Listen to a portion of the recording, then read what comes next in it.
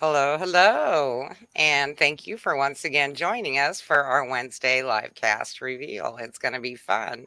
I have over here Mary Roddy, and we have been working hard on her week trying to take down some of those brick walls for her. And then our upcoming guest below me is Marian Burk Wood, and we'll be introducing her a little bit later. Now, Mary's Captain Donna was supposed to be here, but I think something happened. So if she doesn't show up, we're gonna move on. Yes, and Chris Ferriello says, "Hey, M&M's." So we're even better than M&M's. We're M&M's. we got the we got the 3M show today. And so let's go ahead and start with this.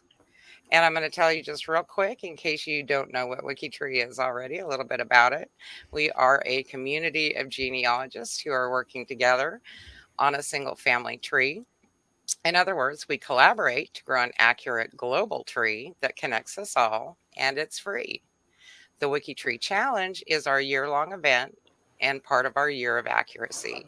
And we're coming up to a wrap on that, but let me tell you, it's been a lot of fun. And each week we've taken a guest star and we've worked together on their branches to make them as complete and accurate as anywhere else, and hopefully a little bit more. Now, our goal has been to improve the accuracy on WikiTree, add more family connections, and make more friends. And we've definitely done this. So, once again, we are going to highlight what we found for Miss Mary Roddy. And, I've said it before and I'll say it again that a lot of times when we get to these brick walls, they aren't necessarily brick walls for the guests. They just maybe are, either records weren't available at that time. A lot of times they're busy with real life and they can't get to all 600 ancestors. So, some of them they just haven't been back to in a while. But that's okay because we try and look at them all and see what we can find. But I will tell you that Mary definitely had us searching hard because she has got those lines to places where the records were hard to find or impossible to find or just aren't available right now. I know some of our, unfortunately, German church records were not available online. So we are going to go through the 8 great grandparents. And we're going to go ahead and start on that Kircher line. Now, Mary, after the death of your 3rd great grandfather, Christian Friedrich Gottlieb Kircher, and I'll apologize now for any names I hatchet because I always mess somebody's up. And I'm not, well, I am a little bit German, but I don't speak German. Um, when he died, your 3rd great grandmother, Johanna Elisabetha Wilhelmine, remarried at age 40 to a man just 23. And I wasn't sure if you're aware of the age difference on that. Now, this is one of those lines, unfortunately, where the family comes from Nordhausen, Thuringen, and those are definitely not online. And so we couldn't research this. But I get to say in late breaking news, and we're talking like an hour and a half ago, somebody found the marriage record for your 3rd great grandfather, Heinrich Friedrich Althoff.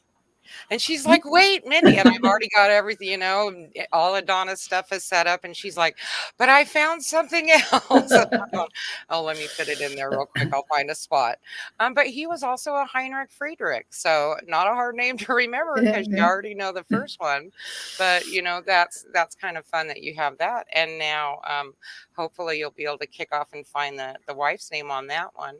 And here it's also just showing that there was some discussion with our experts, and people had asked like why this young man would suddenly go from one area to a completely different area and wind up in Berlin. And so, we were lucky. I know Dieter is, like I said, he's one of our German experts. He wasn't available to us all week, but for the days that he was really great. And he's always so patient, and he kind of explained about the revolution and how things happen. And actually, the timing was that exact year. And he's like, "Oh, yeah, that's when it." Yeah, I had seen something on them that they were my family for my kinship determination project, the Kirchers, Oh. and the church where they got married in Berlin was like, I don't know, a week before or 2 weeks before, and they're huge battle, just like 2 blocks away. Right. So they were just right in the thick of it. So we were excited to get anything on that line, though, because we kind of had written that part off going, okay, they're just not going to find it. Now, here we have on that same line, though, we have Maria Louise. Is it Hauk? Hauk? I don't know how to say it. She was born about 1741 in Berlin, and she was baptized on the 12th of February at a Lutheran church, which I noticed for the church records. I did see people posting they were Lutheran. And per her baptism records, her parents were Johann Casper and Katharina Sophia. So further research showed the mother's maiden name to be Menton, which you did not Oh, have on your cool. tree yet. No, I've never heard that. Yeah, so that's going to open up an entirely new surname line for you. And Nice. hopefully those will be a little bit more available. Now, we did have a little bit of movement over on the Springer line, which was nice. One of the first brick walls that came down was the mother of Elizabetha, and that was Elizabetha Scheib, who married a Springer. And her mother was also known to be an Elizabetha, but we didn't have a maiden name for her. That turned out to be Weber, which was recorded in the burial record of her daughter in 1840. And I didn't know when she died, so that's great. Yeah, you'll find all kinds of Oh, for the records, that aren't posted to the profiles. Most of them have links to them on each one, so you can actually go and download that document for okay. yourself and have for your own records. But yeah, we were excited to see some of these change.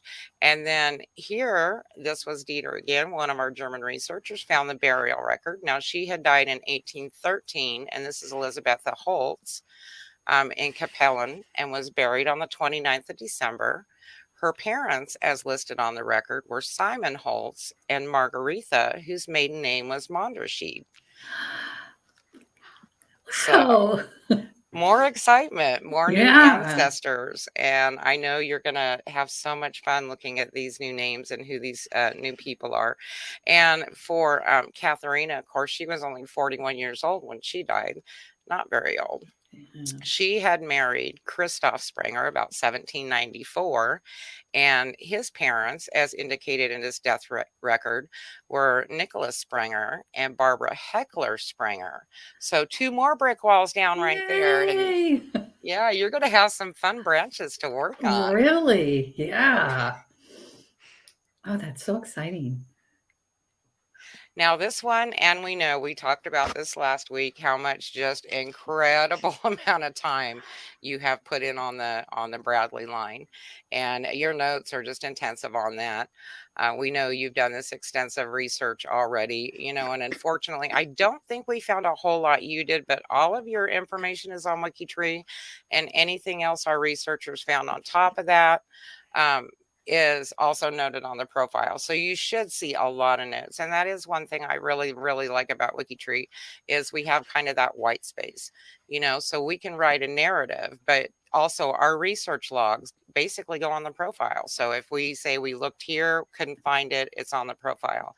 If you want to know, oh, who found that death record, you can look in the changes log if they didn't notate it, and you can see who added it. And so there should be some really, really good clues. I know Cheryl and some of the others did a lot of work on that line. Now, it is fun, though, to see the probate. And, we had a couple of sparse weeks for probate. So I'm sure one of our master transcribers, Stephen, was getting a little bored. But this week we had wills for him. So it was like, Stephen, are you done with the other one, Stephen? We got another one for you. And, to me, it's just fun because every little bit of information you can find about these ancestors brings them back to life, and lets you know a little bit about their family. And so one of the interesting things that our researchers found is that your second great grandfather, Peter Bradley, in his probate documents, now his children were 14 and under when he died. Yeah. So none of them were that old. And although they were listed in one of the documents, there was no guardianship appointed, which is odd for that large of a family. None of the uncles or whoever stepped forward and were guardians. The mother kept the children, but they did take everything, I'm assuming, because they wanted to make sure the kids were taken care of. And a lot of his probate, instead of being in the probate files, is in the orphans docket court files. And so there was some really cool stuff about his real estate and inventories of what he had. And it was a lot of fun. And, we noticed that although his real estate was valued at $4,000 in the 1860 census, when he died, of course, he died intestate with debt. And that was why all of this stuff was going through that orphans court.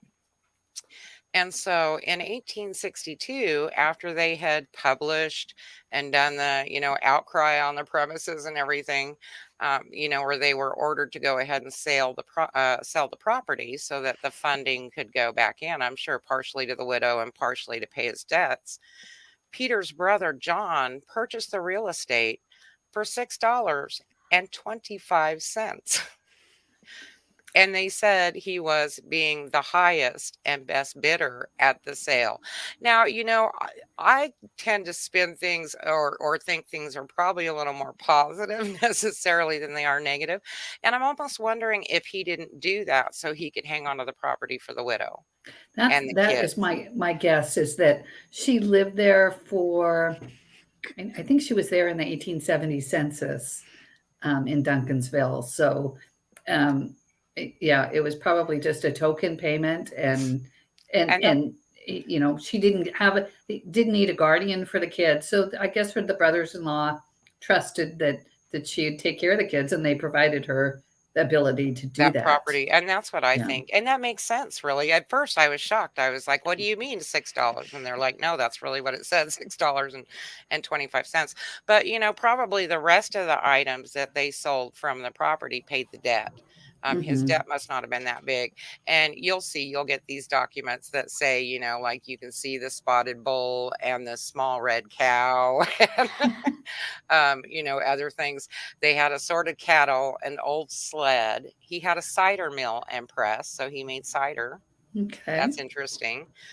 He had a riding saddle, a coal basket, and he had 2 looking glasses. So I'm not sure what he used those for, but that's really interesting.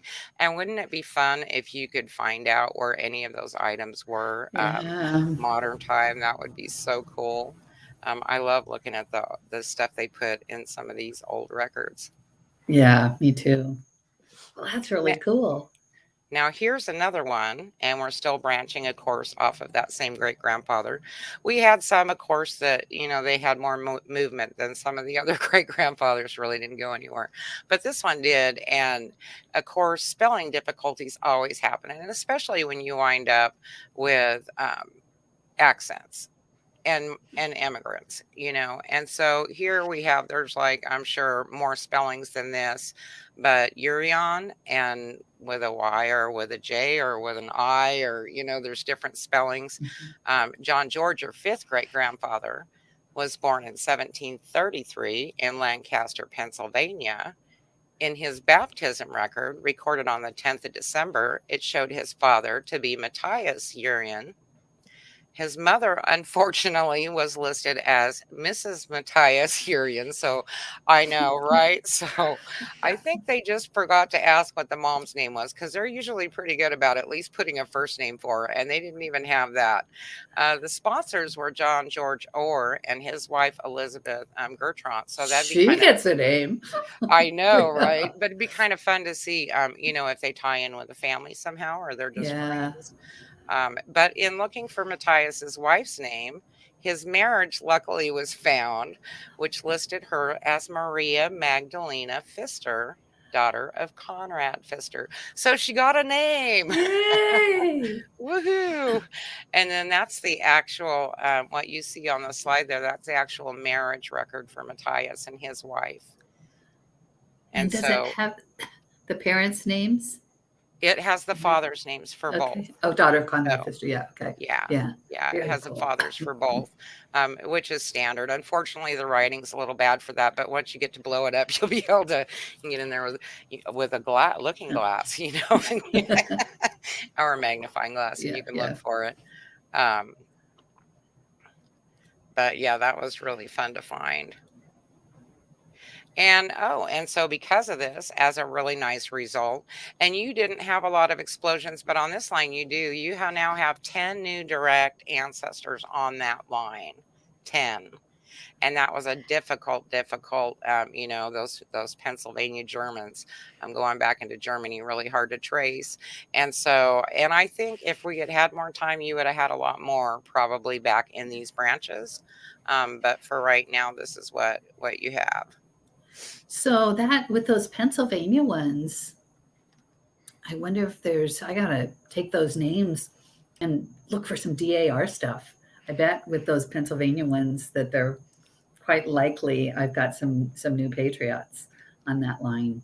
Oh, I'll bet you do somewhere. And we try and look for that as we go along. Mhm. But of course, when we get in the crunch and everybody's just trying to get everything proven Yeah. before the end, then sometimes the military ones don't make it to our list. Now, this was on the Mansberger line, and I know that people worked really hard on this one. And one of the things that we do have to do is not necessarily your cleanup, but our cleanup. Oh, we got a visitor on WikiTree, and they had some cleaning up to do and some disconnecting, and and then because of all of that and trying to make sure we don't have mistakes on your branches on WikiTree, it didn't get to go any further. But I will say that Johann Martin Mansberger, your fourth great grandfather, you already knew he was a migrating ancestor. He traveled from, and I can't say that place in Germany, to Pennsylvania, another Pennsylvania Dutch. He was only 26 years old when he migrated. And our Palatine Migration Project, which is another one of our great projects, they improve and protect the profiles for German immigrants that settle in North America, Ireland, and elsewhere before the American Revolution. And they have taken him into their fold, and they will be caring for him and doing further research on him. So I'm always excited to see when a project takes them over, because that they're going to, definitely have something done on them. Really cool. Now, here we had on the Jeremiah Hardy line, uh, research proved that the grandfather of Varney Andrews was a William Andrews, the same as his father. Varney's great grandfather, so that would be your seventh great grandfather, Thomas Andrews, was born about 1663 in England. Now, this was an interesting story. They were talking about. He was 21 years old when he migrated to the colonies. Now, with him was a Bridget Lugrove and six other immigrants. And they all, as was standard at the time, were indentured for a certain amount of years. So they had indentured themselves for 4 years to this gentleman. And they came over. And then, of course, they were supposed to be able to live free and have land. And so, something happened with Bridget somehow. Maybe they just really liked her service. I don't know. But when the 4 years was up, everybody left but her. Everybody was rewarded but her. And finally, I guess at the 7 year mark, she was like, I was only indentured as long as the rest of them. Why am I still here? And so she had to fight for it, and try and get statements and stuff from other people. And at first they're like, oh, we don't remember seeing an indenture for her. No, there was nothing. She didn't have a time limit. So finally, she was able, I guess, the family was able to get the records showing that all of these people had come over, and the rest of them all had that 4 year contract. And so she wasn't a direct ancestor, but your ancestor was involved with this entire thing. And her service, the after her service was over, she finally did get her part of the land. Now there were 394 acres total that was held for these 8 people that were transported, and so they got a really nice chunk of land out of it. It's just your Thomas got his 3 years sooner Yeah. than she Yeah. did. um, and then it was interesting, though, sometimes you find, and once again, these little tidbits of things that make somebody different. There was something one of our researchers, Maddie, found in the parish records, and it said Bristol Parish at a vestry held at the chapel December 7th, 1720. Thomas Andrews, being ancient and crazy and not able to work, is acquitted from paying the parish levies. So I think there's a little bit of, poor man dementia or something Yeah, going on. yeah. But, Ancient and crazy. Boy, I like that. I know, right? That's an unusual Yeah. combination. Yeah, ancient and crazy. So we were having a little bit of a giggle over that one. Now, here, of course, are some of yours, because I know you have more, American Revolutionary Patriots. And so, of course, you have third great grandfather John Mansberger, Mhm. and then you have your fourth great grandfather Benjamin Gee, who provided patriotic service. So, still a DAR patriot, just not a soldier. Your fourth great grandfather, Varney Andrews, was a private in Virginia. Your fifth great grandfather, William Hardy, also provided patriotic service in Virginia. And of course, that one's your DAR patriot now. But now you have some company, and I'm sure Yeah, yeah. few more on the branches that we don't have down. And then we just had the one notable one for the Civil War, your second great grandfather, George Washington Brown, who was a private in Ohio. I don't think I knew that.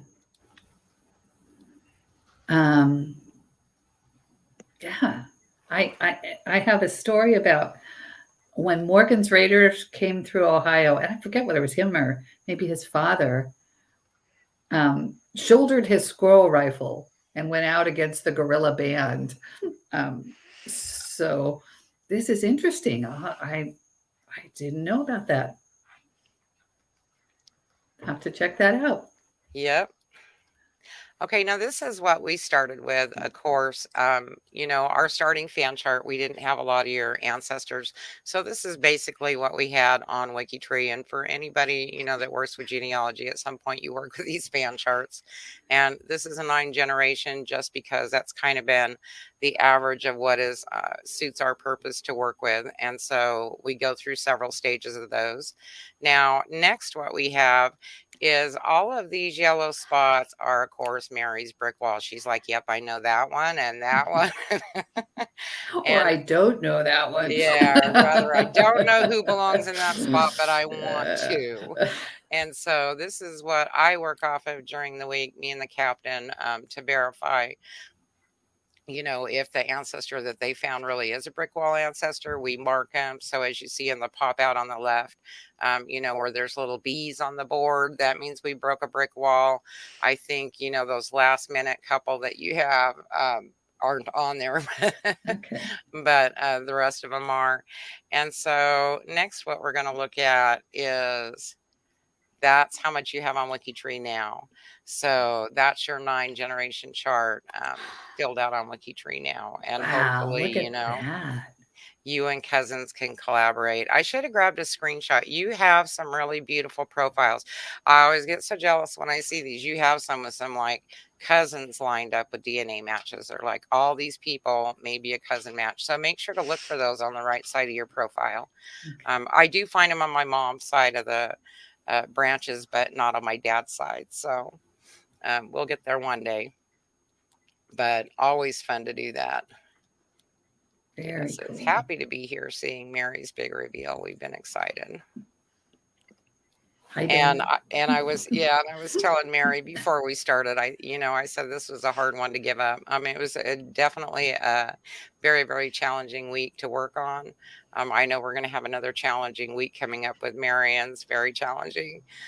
So yeah, but people worked really hard, and I always appreciate the amazing work that these guys do. It's just incredible. They Wow. just never stop. Thank you guys so much. Everything that you found is so cool. So I really appreciate it. Well, so did we meet your expectations of? You did. It was really, really fun, and that Civil War thing. I totally got to dig into that, and some of the other things, some of those German lines that the my Sprengers. I'm really excited about that. So It's going to give you a lot to play with. I know a lot of the genealogists that have been on the show. They say one of the hardest things through the week is waiting and not Yes. looking because it's really hard to not peek. But then the other hard thing afterwards, you get the big reveal is that you don't want to go to bed. You don't want to get up, go to work the next day. You just want to like wait, but I haven't looked at these branches yet. Right. And so, yeah. Oh, Kathy Nava says, yeah, she's one of our researchers. Brown is a hard name to work with. Yeah. It definitely is. Yeah. Okay, and now I'm going to go into a little bit about our collaboration and how our point system works and how we got things done during the week. Now, collaboration is key during the challenge, and that's what WikiTree is all about. One of the ways we collaborate is to use a spreadsheet. And so you'll see on the left, we hope to get people to put the profile that they're working on because when you get 25, 35 people working on the same set of branches, real easy to step on somebody's research or, something they're already working on. This helps us keep it apart. Now, one of the other ways we collaborate on the right, you'll see our G2G post, which is our genealogist to genealogist forum, where people can ask anything or just say what they're working on. And we put a post out for each guest so that they can go out and post brick walls. And I think, Mary, you probably won't find a lot of posts on those because they pretty much they were just dug in. They were all dug in rabbit holes. And they'd say something in Discord, Mindy, I got this, and then they'd go. Um, but you'll get a copy of all this important stuff and the links to everything. Great. For the points, whoops, let's do Discord. We can't forget Discord because that honestly is our biggest tool right now, the most successful tool besides our community, which is the best. The third way we collaborate is Discord, and we need this. So this is a live chat that goes on, and there's people on around the clock. With us being a global site, there's some country is up in the middle of something and it's the daytime for them. So that's where we, ask questions. Hey, where do I find this resource? Can you help me find an obituary? Hey, Stephen, can you transcribe a will? Or, hey, Dieter, I need a birth record for this person in Germany. And so we can get help. Sometimes we just get in there and cheer each other on. That's just as important as everything else. And while it's not all about the points, a point system does help us keep people motivated, and it helps us kind of stay aware of where we are with our progress. So there are two ways to earn points during the week. Now, the first is for bounty points, which is 10 points for each new ancestor, either found or disproven on each line. And then the second way is for adding nuclear relatives.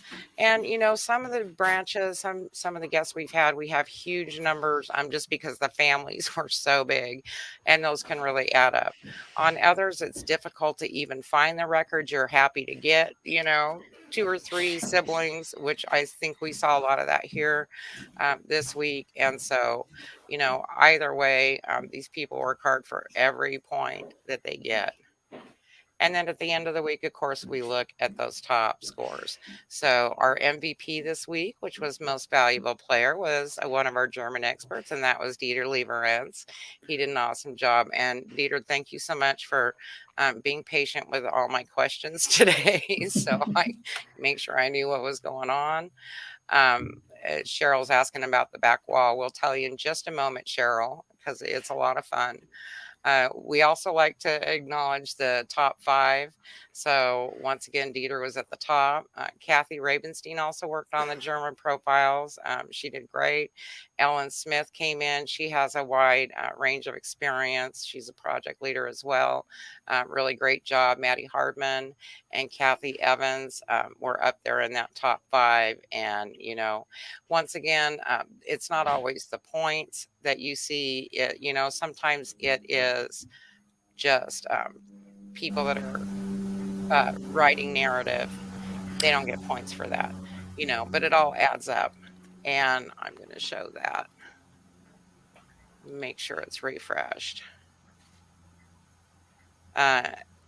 Okay, so here we have total points in there. You'll see those top 5 again, and we did have a little bit of a smaller group, but that's still quite a few people we had working this week. Now, total points was 293, and so that was all of the points that they got for either bounty or adding the nuclear family. Created ancestors, you had 51 direct ancestors added to your branches on Wow, WikiTree, that so is so cool. it's great. And for nuclear relatives, so siblings or children, 132 profiles in a week's time. So they did really good considering the record sets that they were working with. I'm super impressed. Now, bounty points, 110, which means 11 of those were new or corrected ancestors. And actually, I think that may not have updated, but the last ones that I added in, I was telling you, they got some not that long before the broadcast. Right, So yeah, yeah. yeah, it's been crazy. And then profiles edited now every time, and not just for the challenge. Every time we go in, we fix a date. We add a source, we do something, write some more narrative. Every time we do that, the system keeps track of it as a contribution. And you can see how many contributions somebody's made on Yeah. WikiTree. So now we edited 439 unique profiles this week that were related to you and your ancestors. And then for total edits, 1,797 edits.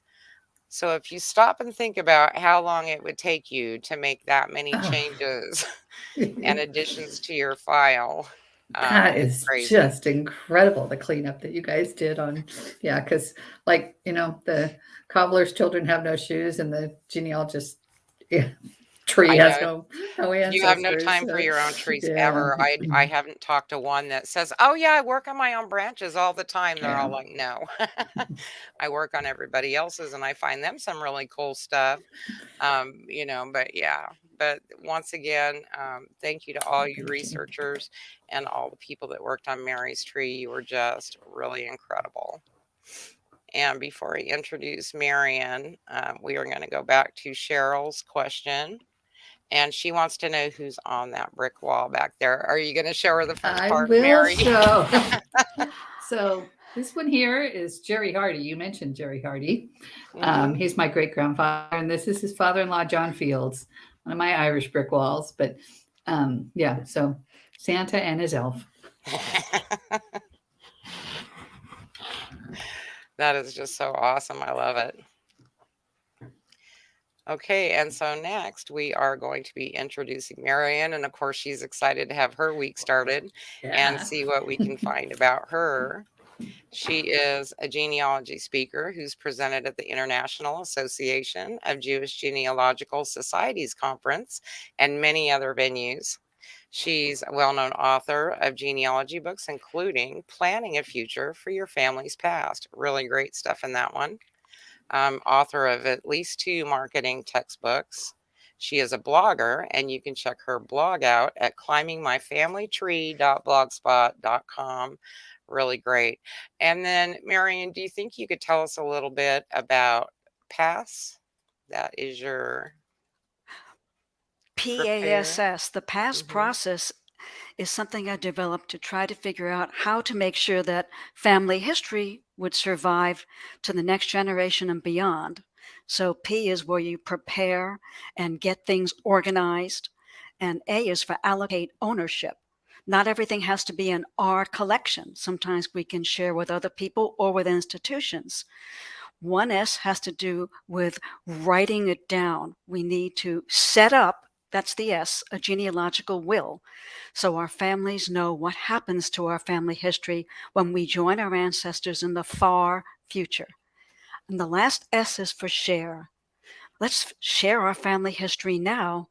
We don't have to wait. We can share what we know now so that other researchers, like WikiTree folks, can see what we've been doing and build on it. And that is just amazing. And, I definitely like you talk about how you want to document what it all is. And for the things you're preserving, that is part of preserving that history. I know my mother-in-law, she has a lot of things from her family, but she has it all inventoried and it says like who it's from, like this quilt belonged to this person, this bed was made by this person. Just some really incredible stuff for, when it does go down to future generations, and something she does pass along now. So it's always nice though. I think sometimes the younger generations don't think about it so much. Oh, they're just like, oh, that's mom's or grandma's cookie jar, but you know what, one day that's going to mean a lot to somebody, maybe. I mean, their kids, their grandkids are going to be able to go, wow, you really kept that from her. That is so cool. So yeah, I think that preparation is amazing. Now, as far as genealogy itself, what got you interested, Marian? Well, the light bulb went on in 1998 when I had a cousin who was starting a family tree. She was doing a family group sheet on my family, and she asked me about my father and his parents. And I suddenly realized I knew Grandpa Isaac Burke's name, but I knew nothing else about him. I didn't know where and when he was born. I didn't know where and when he died because it had happened well before my time. There was no one left to ask. That started me on the genealogy journey, and it took 5 years to find out where and when and why he died. That is great, though. Now, if you had to pick one, who is the favorite ancestor you've come across? My favorite ancestor is Tilly Jacobs Mahler. She was a character. She tricked the family into giving her a 100th birthday party before she was 100. No one's really sure exactly how old she was. Her gravestone says she died at 99, just short of 100. But let me just say this. Supposedly she was born in the 1850s. If that was true, and the WikiTree teams might be able to find out, then her mother, Rachel Shuhan Jacobs, was a really early mom, maybe 12, 13, 14 years old. I don't know, but I'd love to find out. Yeah, that genealogy has a way of, showing up some of those stories because the records don't generally don't generally lie. They might be a little off once in a while, but they don't generally lie. Now, any other interesting stories that you want to share with our viewers? I'd love to tell you about the reason I'm here today. I'm only here today because a quirk in the weather affected my great-grandfather Moritz Farkas. He was a gentleman farmer in Hungary, and he was doing very well. By the way, I've confirmed that with actual records. Well, one year he didn't insure the crops, and I bet you know what happened. There was a hailstorm, and he was Yeah. wiped out. Yikes. So he picked himself up, and he decided to leave Hungary and go to New York City and start over. And he did, and he brought his wife, and then they brought their 8 children. Now, my grandma, Hermina, was one of those 8 children, and she was not going to accept an arranged marriage here in America. She said nope. She was going to marry the man she met in New York City and fell in love with. That's just what she did. And if it wasn't for the hailstorm in Hungary and her being the woman she was, I wouldn't be here today. Wow. It puts it into a certain perspective, doesn't it? You're A like, wow, hailstorm. just that one thing. So when did you first discover WikiTree? You know, I was introduced to WikiTree about a year ago by Dorothy Barry. She's one of your wonderful WikiTreeers, and she was doing a project, I think she's still doing it, to memorialize a lot of the women who've served in the military over the years. And she had posted a profile of my aunt, my mother's twin sister, Dorothy Schwartz. And I saw that, and it was very impressive to see what she was doing. She inspired me so much that I began adding my own photos and more information about Dorothy. Then, of course, I had to go on and add her twin sister, and then I had to go on, and it just went on and on from there, slowly but surely. Thank you, Dorothy Barry, for getting me started on WikiTree, and thank you for memorializing my aunt who was a WAC. Yes, Dorothy is just amazing. We have so many members in the community like that. And once again, WikiTree is free. So, we're not just working on our own ancestors. We have huge projects that do nothing but take profiles like that and people and try and honor them. And they do it out of the goodness of their heart and because they love it. It's their passion. I know, that it didn't take me long being on WikiTree to learn how fun the WikiTree cousins were and get caught up in it. And I mean, you can go down a rabbit hole just as easily on somebody's ancestor you don't know as you can on your own. And we all do it. And I just really, really love to see all these people that are still interested in genealogy. Now, what do you think you would say to a beginning family historian? I would say what I wish I had done 23 and a half years ago. Note where you've been and what you've done and cite your sources specifically. So if you ever want to go back, which I have done many times, you can go back and go exactly to the right place and see why you made that scribbled note. Oh, I definitely agree with that. Yes, Emma, somebody was in the kitchen. But the longer you go, the harder it is too. So once again, you come back to those ancestors that you haven't seen in, goodness knows how long. You haven't taken a look at them, and you go back, and it's like you're meeting them all over again. You're like, wait, I got to read my notes, and hopefully your notes are there to read, and you can go, oh, that's right. This is the one where the church records are missing for those years. Or something else. I was excited last week because we have what we call suggestions. They're not called errors because some of them are not errors, but on WikiTree we have suggestions for all of our profiles and our ancestors. And so it may be something like, okay, it wasn't Virginia, United States in 1710. It really wasn't. And it tells us to go fix the location, but it may also be other hints like, oh, I think the father was a little young when that child was born. And, it gives us a list. And it's a good housekeeping way to go back and look at profiles we haven't in a while. It kind of nudges you. And I thought, I'm going to knock a couple of these out while I'm thinking about something.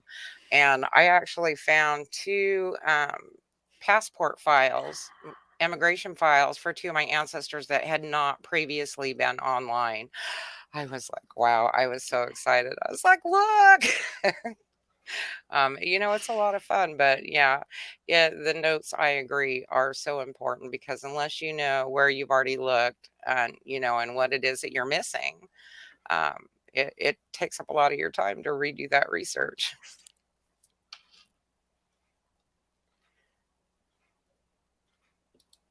Let's see what we're talking about here. Oh, I think they're talking about still some of the young moms. Yeah, Chris Ferriello is saying we need to confirm if she was really 100. And sometimes you just don't know because because it's a matter of taking all of the records and looking and evaluating them. So, do we have any other questions from the audience?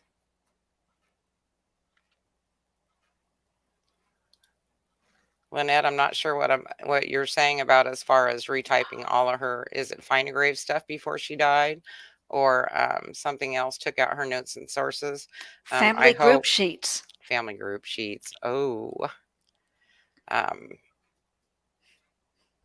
hopefully those are things that you still have or have replaced because yeah, those are really valuable. And I think if we don't have any more questions at this time, I know we've got some people that are anxious to go look at Marian's difficult branches, and I'm sure that Mary is excited to go look at those new ancestors Can't she wait. has. So I'm going to go ahead and we're going to wrap this up. I want to thank all of you for watching, or we wouldn't be here.